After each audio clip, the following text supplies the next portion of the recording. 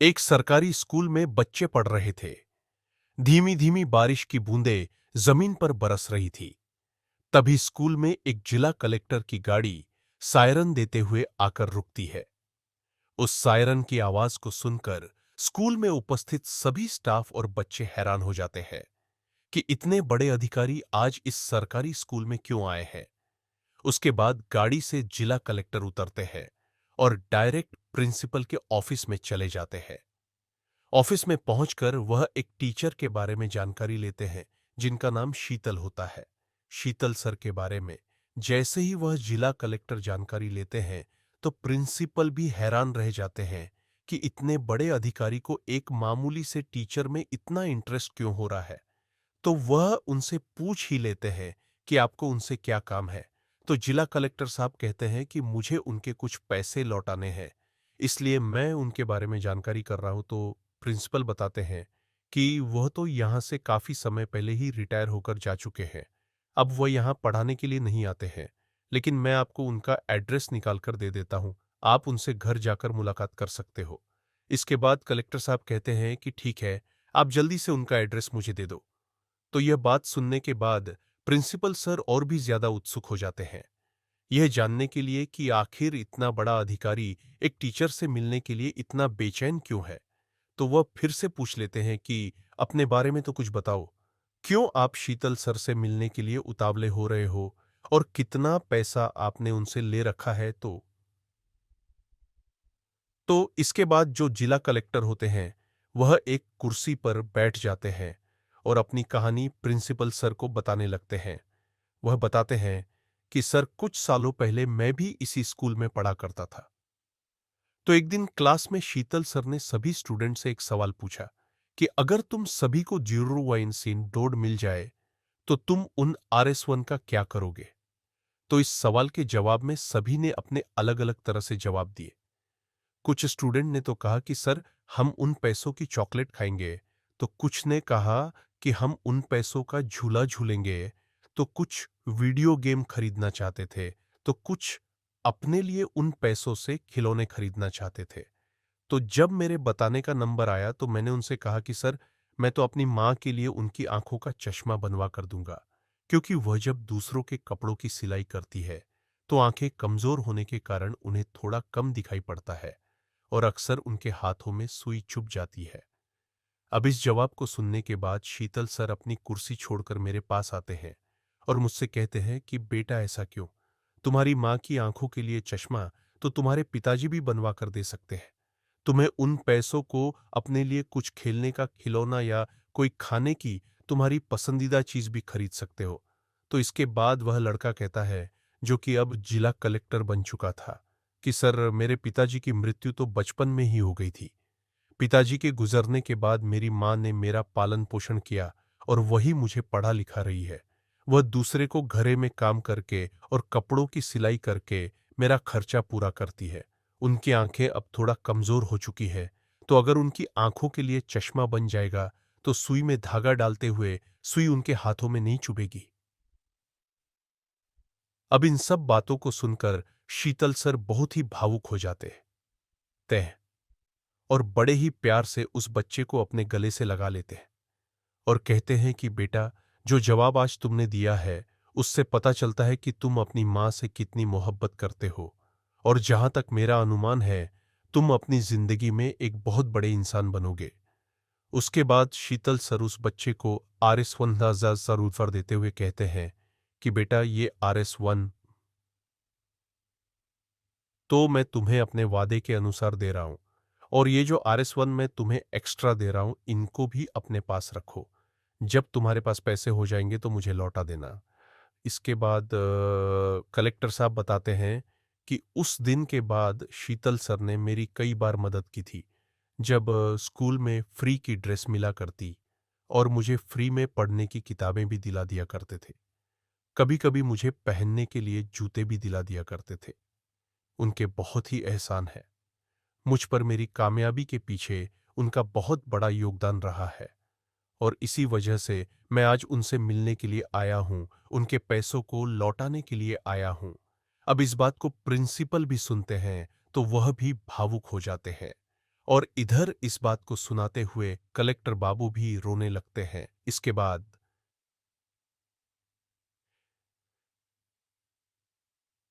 Principal sir school के पुराने register में से शीतल सर का एड्रेस निकालकर कलेक्टर साहब को दे देते हैं।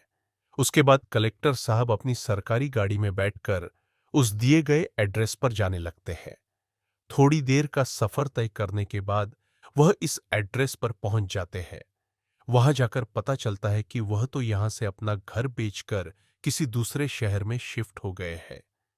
पास पड़ोस वालों से जानकारी की तो वर्तमान उनका एड्रेस भी मिल जाता है।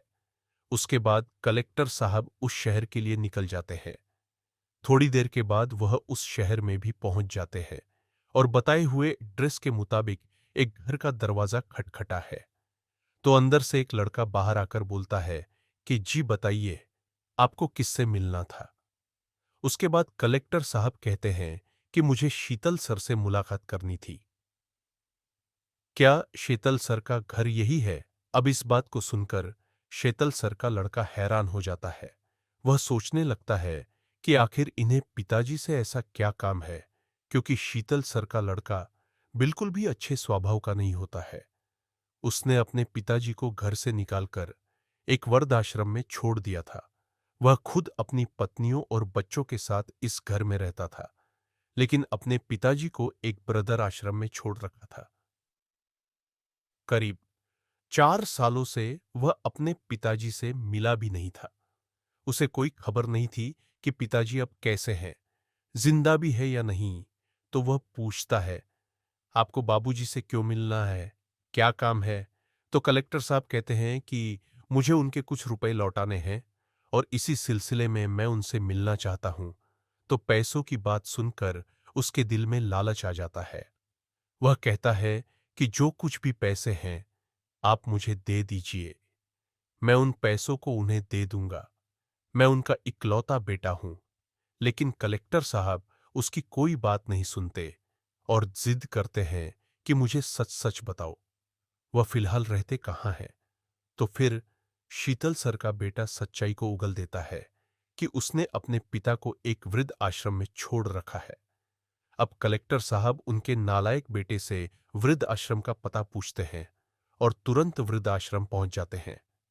वहां पहुंचकर वह आश्रम के मैनेजर से बातचीत करके शीतल सर के बारे में पूछताछ करते हैं और उन्हें शीतल सर के कमरे का नंबर पता चल जाता है। कलेक्टर साहब अपने सिक्योरिटी गार्ड को वहीं रोककर खुद अकेले ही उस कमरे में जाते हैं। वहां जाकर देखते हैं कि शीतल सर कमरे में एक बेड पर लेटे हुए हैं।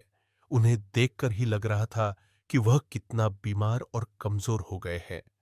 उनके पास जाकर कलेक्टर साहब उनके पैरों को छूते हैं तो शीतल सर कहते हैं कि बेटा, कौन हो तुम? मैंने तुम्हें पहचाना नहीं। यहां मुझसे मिलने क्यों आए हो? इतना कहते हुए वह बिस्तर से उठकर बैठ जाते हैं।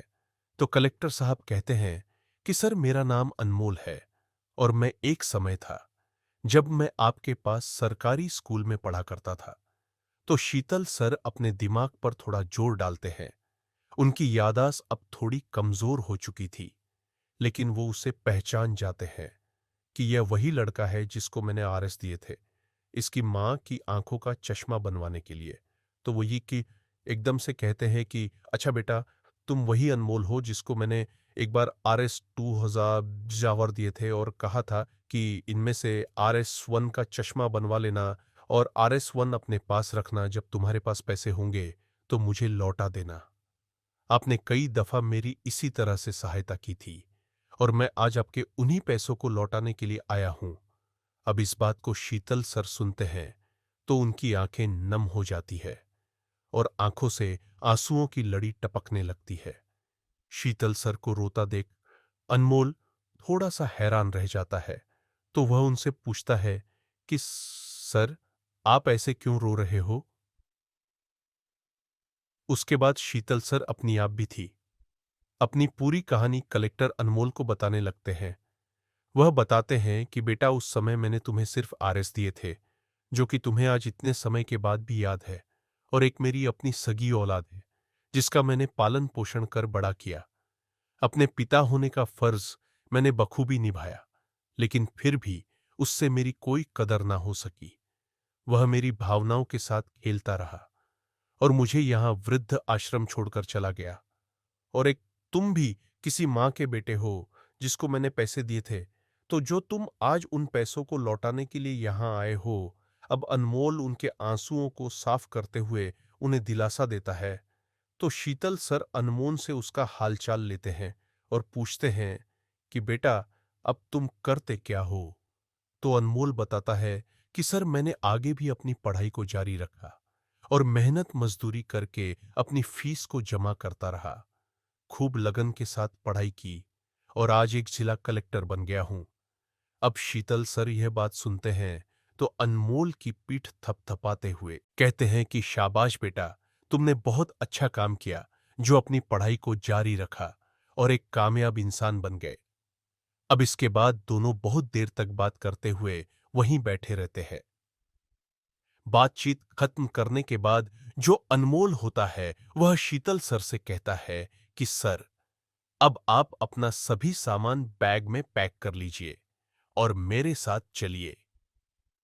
इस बात को सुनकर शीतल सर अचंभे में पड़ जाते हैं। वह पूछते हैं कि बेटा अनमोल, तुम मुझे यहां वृद्ध आश्रम से कहां लेकर जाना चाहते हो? तो कलेक्टर साहब कहते हैं कि कहीं नहीं सर, आपको एक अच्छी जगह लेकर जा रहा हूं जहां आपको होना चाहिए था। उसके बाद अनमोल वृद्ध आश्रम के मैनेजर से बात करके उन्हें वहां से लेकर अपनी गाड़ी में बैठा आता है और सीधा अपने घर की तरफ को चल देता है। घर पहुंचता है तो दोस्तों, कलेक्टर साहब का बहुत ही बड़ा एक घर होता है। घर के अंदर उनके 2 बच्चे रहते थे।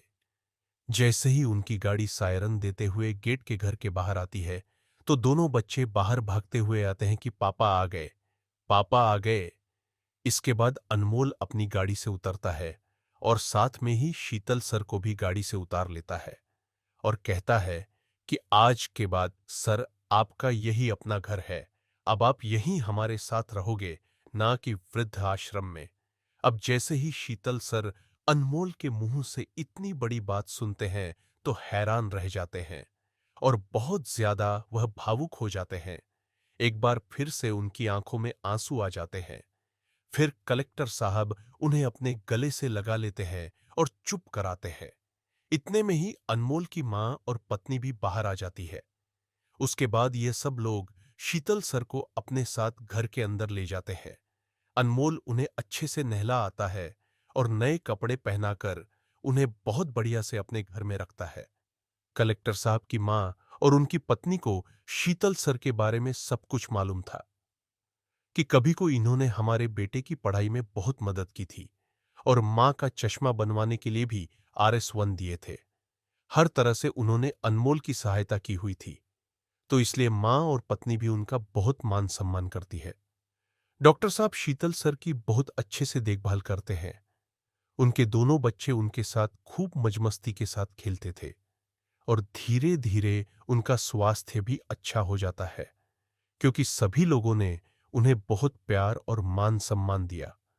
अब जब शीतल सर कभी अकेले में बैठकर अपने बेटे के बारे में सोचते और फिर इस बेटे के बारे में सोचते जिसको केवल कभी RS1 देकर मदद की थी और आज उसने उन पैसों की कीमत को कुछ ऐसे अदा किया, जब भी वो सब बातों के बारे में सोचते तो उनकी आंखें भर आती थी। लेकिन कलेक्टर साहब ने उन्हें कभी भी ऐसी कोई बात महसूस नहीं होने दी। समय ऐसे ही बीतता गया। अब जो शीतल सर का लड़का होता है, वह जिस जॉब को करता था उसमें वो सुखी से कुछ धांधली करने की वजह से उस पर केस दर्ज हो जाता है और उसे इस बात का भी पता था कि उसके पिताजी अब वृद्ध आश्रम में नहीं रहते, बल्कि एक कलेक्टर के घर में रहते हैं। वह अपने बचाव के लिए सीधा कलेक्टर साहब के घर पर पहुंचता है। वहां पहुंचने के बाद बाहर गार्ड से कहता है कि इस घर में मेरे एक बूढ़े पिताजी रहते हैं, मुझे उनसे मुलाकात करनी है। उसके बाद सिक्योरिटी गार्ड कहता है कि आप 2 मिनट बाहर ही खड़े रहिए, मैं अंदर बात करके आता हूं। अंदर जाकर वह गार्ड शीतल सर से कहता है कि सर एक नौजवान लड़का आया है जो खुद को आपका बेटा बता रहा है और आपसे मिलना चाहता है। तो वह सिक्योरिटी गार्ड से कहते हैं कि तुम उससे जाकर कह दो मेरा कोई बेटा नहीं है। मेरा बेटा तो बहुत समय पहले ही मर चुका है। मेरा वह बेटा मेरे लिए उसी दिन मर गया था जिस दिन वह मुझे विरध आश्रम छोड़कर गया था। मेरे लाख मना करने पर मेरी कोई बात नहीं सुनी थी। मेरी भावनाओं का खिलवाड़ किया था। अब सिक्योरिटी गार्ड सामने सा सिक्योरिटी गार्ड बाहर आता है और उनके बेटे से ऐसा ही बोल देता है। अब उनका बेटा ये सब बातें सुनता है तो बहुत ही शर्मिंदा हो जाता है, लेकिन वह फिर भी कोशिश करता है कि किसी भी तरह से अपने पिताजी से मिलना चाहिए। इसलिए वह बाहर ही खड़ा होकर अपने पिताजी को आवाजें लगाने लगता है। कहता है कि पिताजी मेरी बात को सुनिए, मैं आपका बेटा यहां बाहर खड़ा हुआ हूं।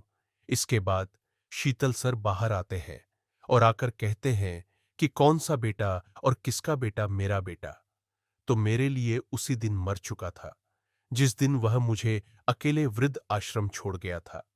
मैंने तुमसे कितनी ही मिन्नतें की थी कि बेटा मेरे साथ ऐसा बर्ताव मत करो, लेकिन तुमने मेरी एक ना सुनी थी। तो फिर तुम आज क्यों यहां चले आए हो? तो उनका बेटा कहता है कि पिताजी, मैं एक केस में बुरी तरह से फंस चुका हूं। पुलिस मेरे पीछे पड़ी है, मुझे सलाखों के पीछे डाल देगी। सिर्फ एक आप ही ऐसे व्यक्ति है जो मेरी जान बचा सकते हैं। आप कलेक्टर साहब से बोलकर मुझे इस केस से बाहर निकलवा दीजिए। लेकिन शीतल सर कहते हैं कि यह तेरे बुरे कर्मों की सजा है जो आज तुझे भगवान ने दे दी है। इसमें हमारा कोई दोष नहीं है।